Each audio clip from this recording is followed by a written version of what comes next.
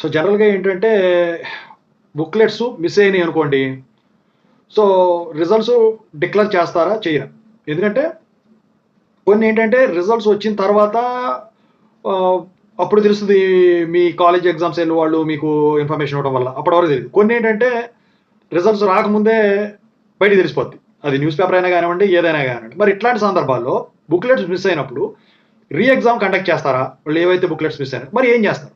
ఇలాంటి ప్రాబ్లమ్ ఎవరైనా ఫేస్ చేశారా? నేను ఫేస్ చేశా. సో ఇది నేను చెప్తాను. ఏంటి, ఎప్పుడు, ఎలా అని చెప్పేసి. ముందుగా అయితే ఈ ఒక విషయం చెప్పాలి. జేఎన్‌టీయూ అనంతపూర్‌లో third year BTech paper valuation complete అయిపోయినప్పటికీ బుక్లెట్లు కొన్ని వచ్చేసరికి కంట్రోల్ సిస్టమ్స్ మిస్ అయినాయి అని చెప్పేసేసి న్యూస్ పేపర్స్‌లో వాటిలో హల్చల్ చేస్తా ఉన్నారు. అయితే వాళ్ళకి క్లారిటీ తెలీదు కదా! న్యూస్ పేపర్ వాళ్ళు మళ్ళీ ఎగ్జామ్స్ కండక్ట్ చేస్తారు. కొన్ని కాలేజీలు ఉన్నాయి. ఆ కాలేజీలో ఓ 200 పేపర్స్ అంటే రౌండ్ ఫిగర్ 200 పేపర్స్ వరకు పోయినాయి. 192, 200 పేపర్సో 193 ఏదో నాకు నెంబర్ గుర్తులేదు. వన్ ఆఫ్ ది స్టూడెంట్ పంపించారు ఇన్‌స్టాలో. అయితే ఆ బుక్లెట్లు పోయినాయి గదా! సో, ఇప్పుడు బుక్లెట్ పోతే మరి ఎగ్జామ్ పెట్టాలంటే అంతమందికి కుదురుతదా? ఎందుకంటే మీరు కష్టపడి ప్రిపేర్ అయ్యి రాసారు. బుక్లెట్లు అడిగితే దొరికినాయి అనుకోండి, వాటిని యూనివర్సిటీకి పంపిస్తారు. నేను చెప్తాను. నాది నా కేసే మీకు ఉపయోగపడుతుందని నేను అనుకోలా లైఫ్‌లో. ఏంటంటే జనరల్‌గా ఏం జరిగిందంటే, నాది బీటెక్‌లో జరిగిందా? ఎక్కడ జరిగిందా? అని పక్కన పెడితే, నేను అంటే నాతో పాటు కొంతమంది అన్ని ఎగ్జామ్స్ అయిపోయినాయి. 5 ఎగ్జామ్స్ అయిపోయినాయి. లాస్ట్ ఎగ్జామ్ ఉంటది చూసారా? ఆరోది ఎగ్జామ్ రాసిన తర్వాత బుక్లెట్లు ఎంతమంది ఒక రూమ్ వరకు ఏ ఏదైతే ఉందో ట్రిపుల్ ఇది, ఆ రూమ్ వరకు ఈ కాలేజీ వాళ్ళు వాల్యుయేషన్‌లో పంపించడం మర్చిపోయారు. వాల్యుయేషన్ పంపించడం మర్చిపోయారు. అయితే అప్పుడు ఏమైంది? సో, రిజల్ట్స్ వచ్చేసినాయి. బయటికి తెలీలా. ముందుగా మీకు తెలిసినట్టు బయటికి తెలీలా. రిజల్ట్స్ వచ్చేసినాయి. రిజల్ట్స్ వచ్చిన తర్వాత ఏమైంది? ఆ రిజల్ట్ ఏదైతే ఉంటదో మాది ఉంటది కదా! -2 అని పడింది. -2. సో మీరు గమనించినట్టయితే -1 అంటే ఆబ్సెంట్ అని అర్థం. -2 అంటే విత్‌హెల్డ్ అని అర్థం. -3 అంటే మాల్ ప్రాక్టీస్ అని అర్థం. -2 వచ్చినాయి. నాకు అర్థం కాలా. ఇదేంటి -2 మార్కులు పడినాయి అని చెప్పేసి. చూస్తే కింద ఇండికేషన్స్‌లో -2 విత్‌హెల్డ్ అని వచ్చింది.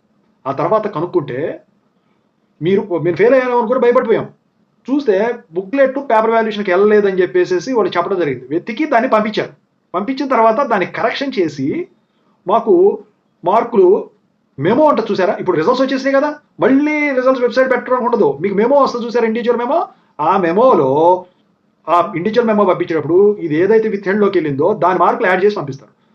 ఇది ఎప్పుడు బుక్లెట్లు దొరికినాయి కాబట్టి మా బుక్లెట్ ఉన్నాయి. అది డిలే అవ్వల్ల. మేము రాసేసాం. కానీ మీ ఈ బుక్లెట్ మిస్ అయినాయి అంటున్నారు.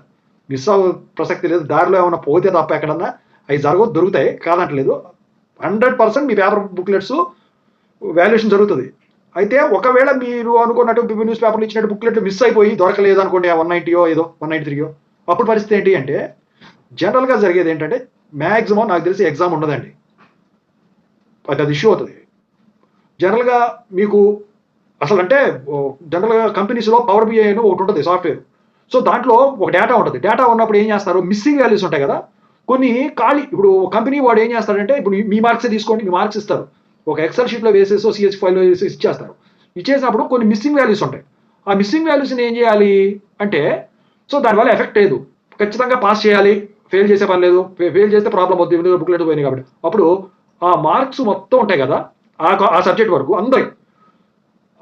అందుట్లో మీడియనో, మీనో ఏదో ఒకటేసి వాల్యూ అందుట్లో ఏస్తారు దానికొచ్చే మార్క్. అంటే ఇప్పుడు నేను చెప్పొచ్చేదేంటంటే, మీరు మళ్ళీ ఎగ్జామ్ రాయాలి ఇదంతా అయితే నాకు తెలిసైతే ఉండదండి. హిస్టరీలో ఎప్పుడు కూడా అలా రిపీట్ అవ్వల. ఎందుకంటే అది పోగొట్టడం వల్ల తప్పు అవుతది కదా! సో, అట్లా యావరేజ్ చేసి నీకు రిజల్ట్స్ ముందుగా రిలీజ్ చేసినా అది విత్‌హెల్డ్‌లో -2 వచ్చినప్పటికి కూడా ఇదొచ్చే టైం ఉంటది కదా! ఈ ఇండివిడ్యువల్ మెమో అందుట్లో మీకు యాడ్ అయ్యి వస్తది. ఆ మార్క్సు యావరేజ్ చేసినయి. ఓకేనా? ఇలా వస్తది. జనరల్‌గా అయితే అట్లా చెప్తారు. అసలు జరిగే పద్ధతది. సో కాదు జేఎన్‌టీయూ అనంతపూర్ స్పెషలు అనుకోండి. మళ్ళీ పెట్టాలి అనుకుని బలంగా ఫిక్స్ అయితే మాత్రం చేసేదేం లేదు. కాకపోతే ఏంటంటే మీకు బర్డెన్ అవుతదది. ఇగ కంట్రోల్ సిస్టమ్స్ కొన్ని సబ్జెక్టులు ఈసీ వాళ్ళయి పోయినాయి అన్నారు గదా! సో అలాంటప్పుడు నాకు తెలిసి యావరేజ్ పద్ధతయితే అందరికీ ఇది ఉంటది. ఎందుకంటే కంట్రోల్ సిస్టమ్స్ అనే సబ్జెక్టు కష్టమైన సబ్జెక్టే. ఖచ్చితంగా.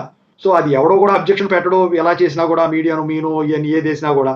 సో ఓవరాల్‌గా అయితే నేను చెప్పొచ్చేదైతే ఏంటంటే అండి, ఇదే పద్ధతి జరుగుతది. సో అలా చేసి వేసేస్తారు. ఆ తర్వాత ఇక మీ బుక్‌లెట్లు అందుట్లో స్టేషనరీలో ఉంటాయి. ఇక అంతకు మించి నేనేం చెప్పదలుచుకోలేదు. ఓకేనా? Thank you so much.